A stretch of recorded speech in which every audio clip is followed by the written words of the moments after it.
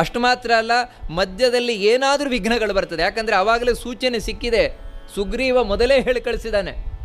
ಏನಂದರೆ, ನೋಡು ಹನುಮಂತ, ದಕ್ಷಿಣದಲ್ಲಿ ಒಂದು ಭೂತ ಇದೆ ಸಮುದ್ರದಲ್ಲಿ. ಅದೇನು ಅಂತ ಹೇಳಿದ್ರೆ, ಯಾರು ಹಾರ್ಕೊಂಡು ಹೋಗ್ತಾರೆ ಅವರ ನೆರಳು ಹಿಡಿದು ತಿಂದಾಕ್ತದೆ. ಅದಕ್ಕಾಗಿ ಅಂದರೆ ಲಂಕೆಗೆ ಯಾರು ಬರಬಾರದು ಅಂತ ಇದು ರಾವಣ ಮಾಡಿರುವ ವ್ಯವಸ್ಥೆ. ಭಾರತದ ಕಡೆಯಿಂದ ಯಾರೂ ಬರಬಾರದು ಅಂತ. ಅದನ್ನು ದಾಟ್ಕೊಂಡು ಹೋಗೋದು ಅಸಾಧ್ಯ. ಇಲ್ಲಿವರೆಗೆ ಯಾರೂ ದಾಟ್ಕೊಂಡು ಹೋಗಿಲ್ಲ. ಯಾವತ್ತಿ ಬರ್ಮುಡಾ ಟ್ರಯಾಂಗಲ್ ಅಂತಿದೆ ಇವತ್ತು. ಅಲ್ಲಿ ಹೋದದ್ದು ಕಣ್ಮರೆ ಆಗಿ ಹೋಗ್ತದೆ, ಮತ್ತೆ ವಾಪಸ್ ಕಾಣೋಲ್ಲ. ನೋಡಿ, ಅಂಥದ್ದೇ ಒಂದು ಜಾಗ ಇದು. ಅಲ್ಲಿಗೆ ಯಾವುದು ಹೋದರೂ ಕಣ್ಮರೆ ಆಗುತ್ತೆ, ಮತ್ತೆ ಕಾಣೋಲ್ಲ. ಇಲ್ಲಿವರೆಗೂ ನೋಡಿ ಬರ್ಮುಡಾ ಟ್ರಯಾಂಗಲ್, ಅದರ ರಹಸ್ಯ ಯಾರಿಗೂ ಗೊತ್ತಿಲ್ಲ. ಇಲ್ಲಿಯೂ ಕೂಡ ಅದೇ ರೀತಿ. ಅದನ್ನು ದಾಟ್ಕೊಂಡು ಹೋಗಬೇಕು. ಹೋಗಲಿ, ದಾಟ್ಕೊಂಡು ನಾನು ಲಂಕೆಯನ್ನು ಸೇರಿದೆ.